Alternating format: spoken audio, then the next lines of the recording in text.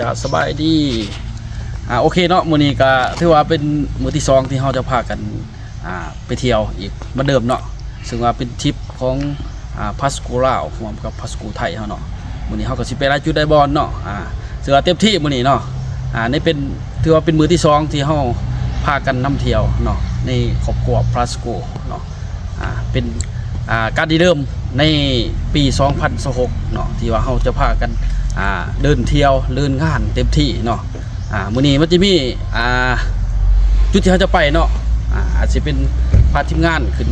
ไปดินผู้สลาวเนาะวัดผู้สลาวต่อมาก็แม่น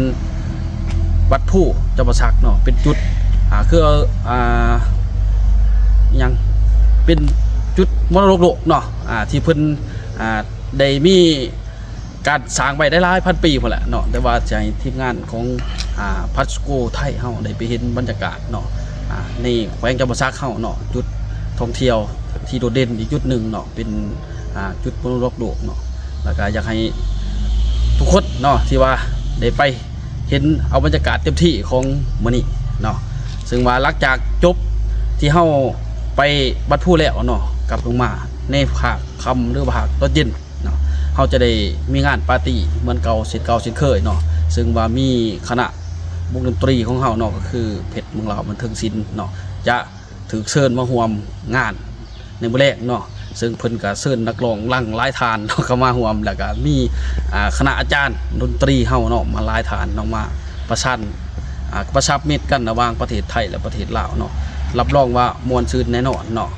กับครอบครัวพัสกูลาวและพัสกูไทยเนาะเป็นงานทริปที่เป็นทริปแรกที่ว่าเป็นอลังการอีกงานหนึ่งเนาะเพราะว่าเพิ่นมาในรอบนี้จำนวน60กว่าชีวิตเนาะที่ว่าทีมงานนักธุรกิจประเทศไทยเนาะก็คือผู้ประกอบการเกี่ยวกับพัสกูไทยเพิ่นเนาะถือว่ามาแมทแดกเป็ดเขาคิดไปเห็นกันนะทุกท่านเนาะว่าแต่ละประเทศเนาะมันสิเป็นรูปแบบใดแต่ว่าบนพื้นฐานในโครงสร้างขององค์กรบริษัทเนาะซึ่งว่าทริปครั้งนี้ยิ่งใหญ่อลังการสมควรเนาะซึ่งว่ามีทั้งบอสใหญ่และก็ทั้งรองเนาะเพิ่นก็ได้พาทีมงานเนาะมาหัวมาเจอมาพบพอกันเพื่อแลกเปลี่ยนให้เห็นแนวทางในการสร้างองค์กรปี2026เนาะจะเป็นว่าด้วยปี2569เนาะว่าจะพากันเดินงานแบบไรจะพากันสร้างองค์กรแนวไรจะพากัน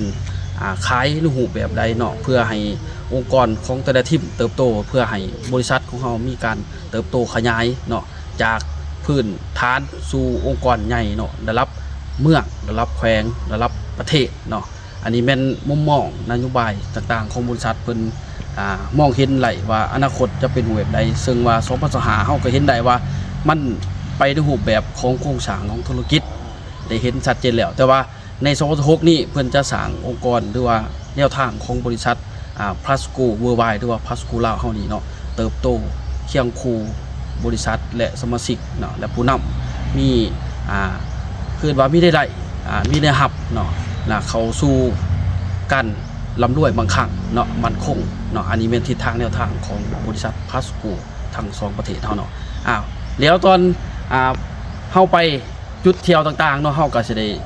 เก็บภาพบรรยากาศเนาะว่าจะเป็นรูปแบบไรเนาะทุกท่านก็ติดตามไปด้วยกันเฮาก็สิถ่ายทำให้ทุกท่านได้เห็นบรรยากาศว่าจะเป็น YouTube หรือว่าเป็นเฟซอย่างต่างๆเนาะของคณะบริษัทของเฮาได้